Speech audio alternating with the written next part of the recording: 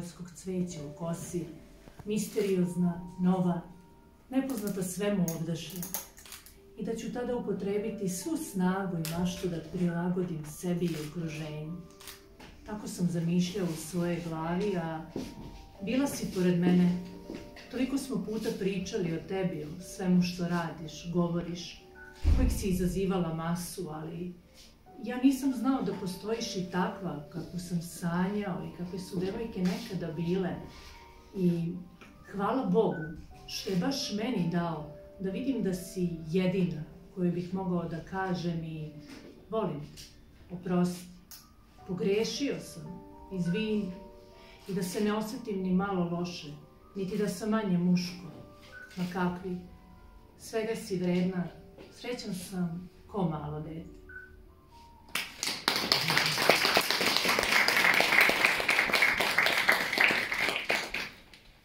Dobro večer, dragi ljudi. Hvala što ste došli na promociju moje zbirke poezije. Jako mi je drago što ste se odazvali s obzirom na ove uslove kakvi su danas. Mi ćemo se potruditi da ovaj prostor i sve ovo što nam se dešava oplemenimo, da vi barem na ovaj trenutak ovde, koliko ste došli, zaboravite na sve ovo što se dešava. Večeras će moje boje braniti mom timu. Ja ću sada samo kratko reći moj recenzent Radivoj Šetinac, moja prijateljica bliska Svjetlana Ždrave i moja urednica Jasmina Bukvić. To je ovako, za one koji ne znaju, da znaju ko večeras ovde sedi sa nama. Ja imam običaj da kažem da ne volim predstavljanje, pošto eto sve što imamo da kažem, mislim da mi pesnici treba da kažemo u svojim pesmama. I ako bih se predstavljala, nemam neku prošlost u tom smislu da bih mogla nešto da kažem. Inače, po tom pitanju se uvek osjećam kao kada bi kreator obukao svoju kreaciju. To mi deluje prenatrpano, jer već sam toliko napisala, pa onda još i kad bih govorila o sebi. Ali eto, bila sam malo pametnija i počastovana sam, pa će ovi divni ljudi večeras govoriti o meni, a ja ću vam govoriti svoje pesme i zaista ovako, baš ste me dotakli i hvala vam. Opet kažem da ne budem samo ja hrabra, da vidim da ima još hrabrih, opet kažem s obzirom na ovu trenutnu situaciju. Evo, sad ću ti reći pred svima, ovde napokon i pred milim Bogom, ono što odavno o meni znaju, ja sam nekako oduševljen tobom. Uzmem da pišem prozu i pesme, sam sam sa knjigama i svojom sobom. Tu srce glupo priznati sve sme, oduševljen sam, oduševljen tobom. Klizim ka kiši, idem ka vetru, ali te svuda nosam sa sobom. Ponekad i psi za mnom laju, koliko sam eto oduševljen tobom. Stavljam ruke u džepove šuplje, da bi te tako zaboraviti mogao, ali izgledam sve gluplje i gluplje, što sam toliko oduševljen tobom. Kuda se vrtim, gde da se denem, sam sam sada pred životnom probom. Da li će išta biti od mene, ili ću živeti oduševljen tobom?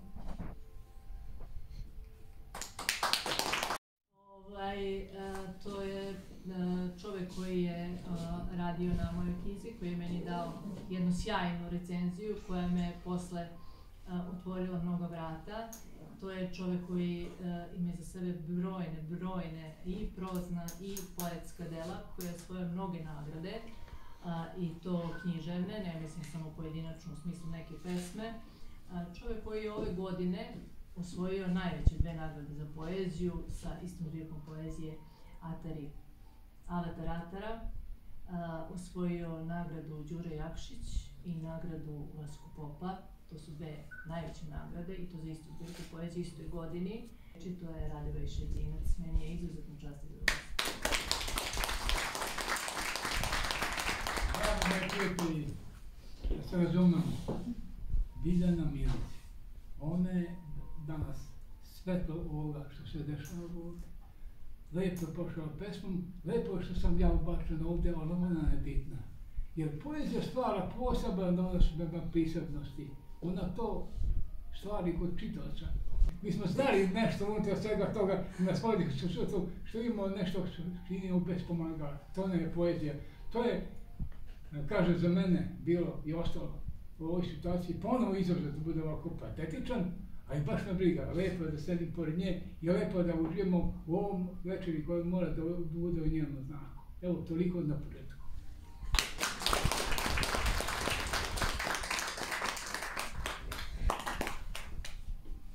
Kada su nastajale ove korice, to je izgledalo tako što ja nisam poznavala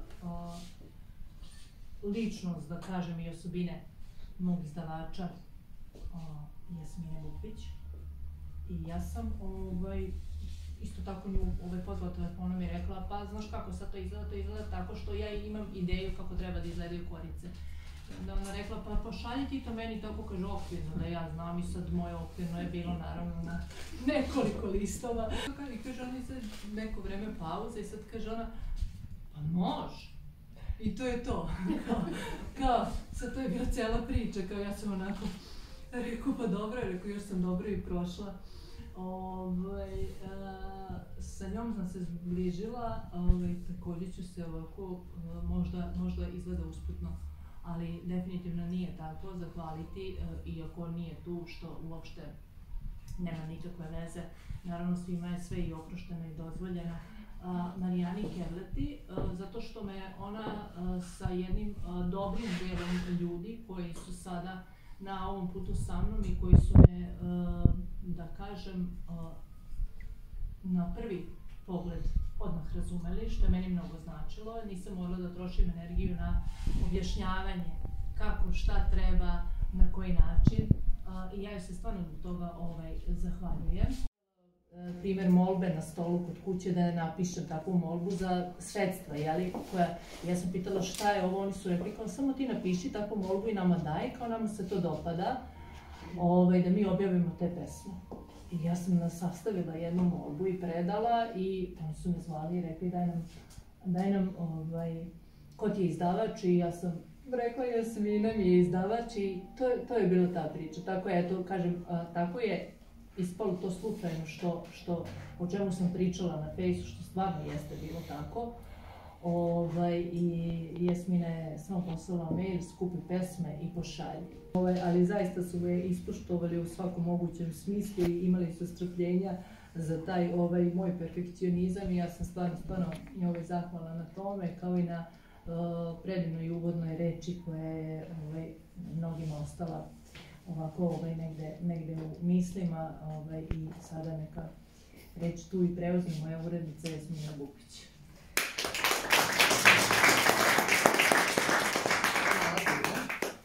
Naravno, ipak je njena presudna bila za koricu. Bilo je tu nekoliko varijanti, tako da, ali uglavnom složili smo se za ovu koricu. Da. Dobro je što si pomenula, knjigu su samo finansirali da bi izašla, a mi smo je izdali kao izdavači. Naravno, veliko hvala Milanki sa ovom udruženju Veliko srce. Ja moram kao izdavač da kažem da mi je velika čast i baš zadovoljstvo što smo večeras ovde. I s obzirom na to da postojimo već 17 godina kao izdavačka kuća Sezam Book, verujte mi da mi je ovo prvi put da u svom gradu radim neku promociju. I jako sam ponosna na to što je to baš moja Lazarevljanka. Iako ja nisam Lazarevljanka, u stvari jesam Lazarevljanka, što je to baš Biljana Milić.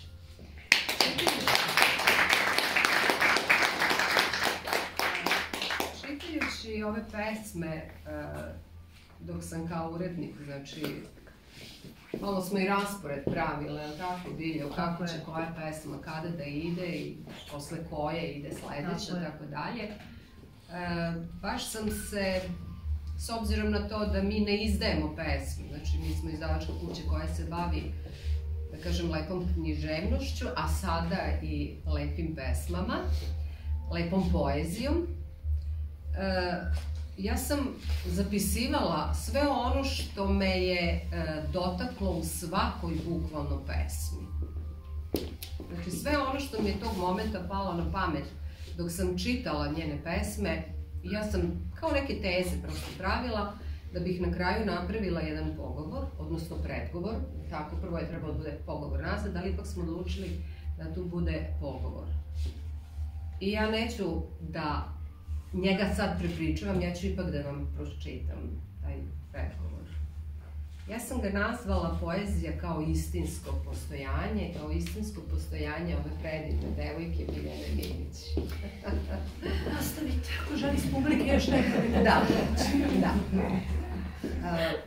Poezija je oduvek predstavljala divan prostor slobode, a često i bojište na kojem ranjive duše vode večitu borbu za ostvarenje mogućeg. Ona je u isti mah i sklonište od sveta, ali i pozornica. Poezija je najljepši paradoks. Ona je ista pozornica o kojoj govori Crnjanski u svom romanu Roman o Londonu, a svaka pesma ikad ispevana deo je višeglasja kosmosa. No, mi živimo u jednom brzom svetu, te se ne zaustavljamo na ovakvim kotama, niti promišljamo svet na ovaj način. Poezija Biljane Minić nagoni nas da se zaustavimo. Kažem nagoni, međutim, to je pogrešna reč, jer ovim pesmama ništa nije zadato. Ona jednostavno nešto u nama probudi i raspline neobičnu bliskost sa dušama znanim i neznanim, sa nekom lepotom koju nismo kadri da vidimo uvek i u svemu. Nije slučajno što se ova zbirka zove Srećan sam ko malo dete, jer knjiga je sva satkana od čežnje za igrom. Niti ovakav glas može prestati da voli, niti Biljana Minić može prestati da ovim glasom otkriva i razotkriva svet. Svet jednostavno pripada njoj. Otuda nisu zalud spevani oni stihovi. Ja sam na svakom mestu svoja, pa gde god odem imam nekog svog. I zaista počinjemo da postajemo bližnji pesnikinji koja nas takođe osjeća tako. U poretku koji govori o stihovanom svetu, duge noći imaju svoje naročito istaknuto mesto. Po tome kako su predstavljene, te duge noći bivaju više u stvarnom svetu nego u snovima. Nesanica je motiv tih noći i opet pobeda, ona unutarnja pravda koju pesnikina obnavlja. Ona nam poručuje, nasmeši se, imam nešto lepo da ti kažem. Treba saslušati, treba pročitati, ne samo lepo, već i važno. Ova pesnikinja govori nešto važno, govori o onome što se tiče svih nas. Ponekad govori i u naše ime, ali svojim glasom, svoju priču i svoje viđenje sveta. Zato od nje saznajemo da je istinski način postojanja moguć tek u pesmi ili uz pesmu.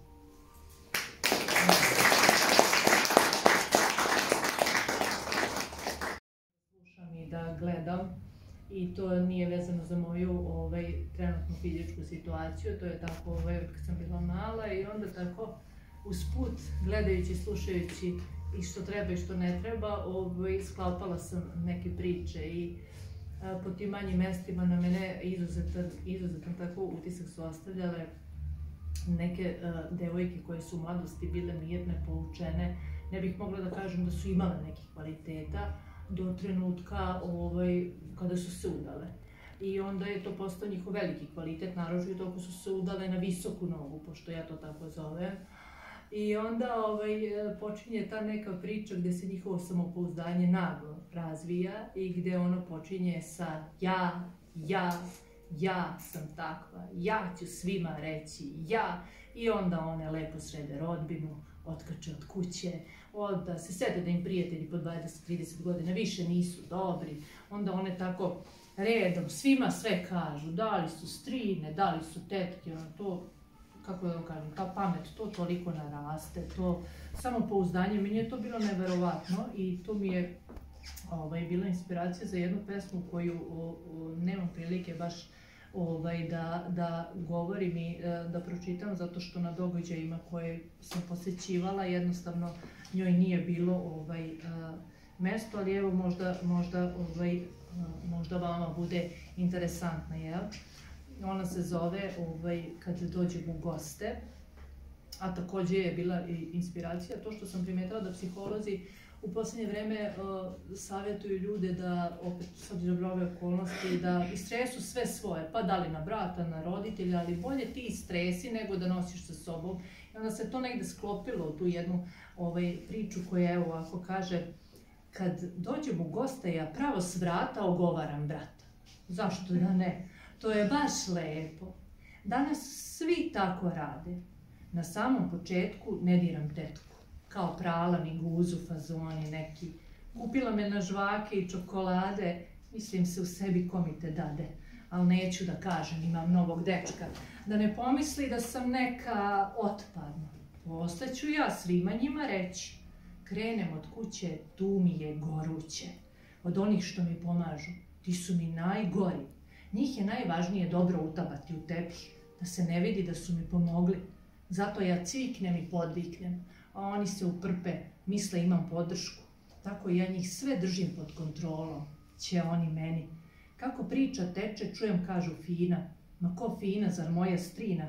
Pa onda opletem strinu i striku, pa krenem redom sa babom i dedom. Šta ima veze, što da im smeta? Odmah posle sestre potkačit ću zeta. Na posledku izribaću tetku. Što bi ona bila izuzetak? Na red će svakako doći i tetak. Ko te pita šta je ona učinila za mene? A joj, pusti ti to, ja volim svima sve da kažem. Ja sam takva.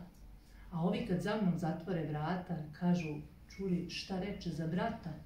Pa onda krenu da me blate i gaze, da bi uveče mogli da se maze. Lepše je kad poplješ sve oko sebe po principu kojih: kad dođem u goste, ja pravo s vrata ogovaram brata, krenem od kuće, tu mi je goruće. Pa onda redom, sa babom i dedom, na posledku izribam i tetku. A kad krenem kući, usne pući. Ćao! Mahnem svima i idem tako ulicom sretna. O, kako sam ja jedna izuzetna osoba.